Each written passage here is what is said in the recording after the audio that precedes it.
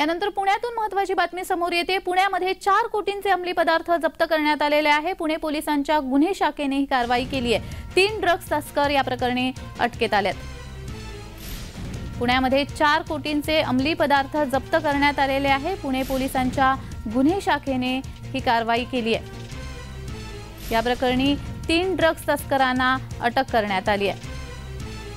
पुण्यामध्ये 4 कोटींचे अंमली पदार्थ जप्त करण्यात आलेले आहेत। 3 ड्रग्स तस्करांना पुणे पोलिसांनी अटक केलेली आहे। पुणे पोलिसांच्या गुन्हे शाखेने ही कारवाई केलेली आहे। तर या संदर्भात अधिक माहिती देण्यासाठी आमचे प्रतिनिधी रोहन कदम हे आपल्याशी फोनद्वारे जोडले गेलेले आहेत। रोहन, पुण्यामध्ये 4 कोटींचे अंमली पदार्थ जप्त करण्यात आलेले आहेत, अधिकची माहिती। ज्यांनी खरं तर आज सकाळी पुणे पोलिसांच्या गुन्हे शाखेच्या युनिट 1 ने जी आहे ती ही कारवाई केलेली पाहायला मिळते। जवळपास 4.25 कोटींहून अधिकचे ड्रग्ज जे आहे ते या तिघांकडून जप्त पुणे पोलिसांनी केलेलं पाहायला मिळतंय। वैभव उर्फ पिंट्या, माने, अजय करोसिया आणि हैदर शेख या तिघांना देखील पुण्याच्या सोमवारपेठ परिसरातून पुणे पोलिसांनी ड्रग्ज सहित म्हणजे मॅफेड्रोन या अंमली पदार्थासहित जे ते ताब्यात घेतलेलं पाहायला मिळते आणि पुणे पोलीस त्याच्यासोबत अधिकचा तपास करतायत की याची लिंक नेमकी कुठपर्यंत जोडलेली आहे।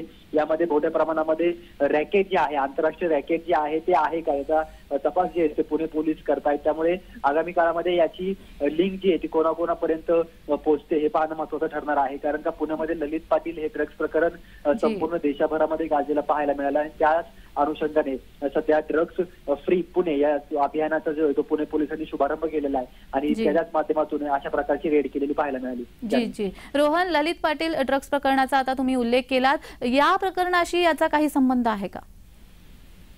ज्यांनी याबाबतचा अधिक तपास सध्या पुणे पोलीस करतायत। 3 जणांकडून आज सकाळी ह्या ताब्यात घेतल्यानंतर पुणे पोलिसांचं युनिट 1 जो आहे तो तपास करतोय।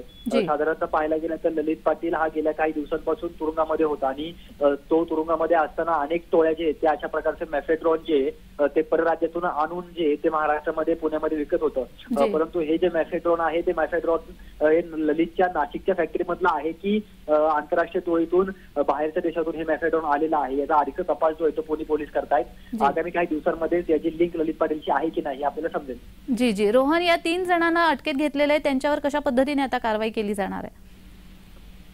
नक्कीच खरं तर त्यातला जो वैभव पिंट्या माने जो आहे तो यापूर्वी देखील रेकॉर्डवरील गुन्हेगार असल्याची माहिती जी आहे ती पुणे पोलिसांनी थोड्या वेळापूर्वी दिलेली आहे। पुण्यातील अनेक पोलीस स्टेशनमध्ये त्याच्यावरती गुन्हे दाखल आहेत, तर राज्यभरात 36हून अधिक गुन्हे जे आहेत ते या वैभववरती दाखल आहेत। यामध्ये काही परदेशी नागरिकांचा देखील वापर ह्यांनी यापूर्वी केलेला देखील सांगितल्याचं माहिती जी आहे ती पुणे पोलिसांनी थोड्या वेळापूर्वी दिलेली आहे।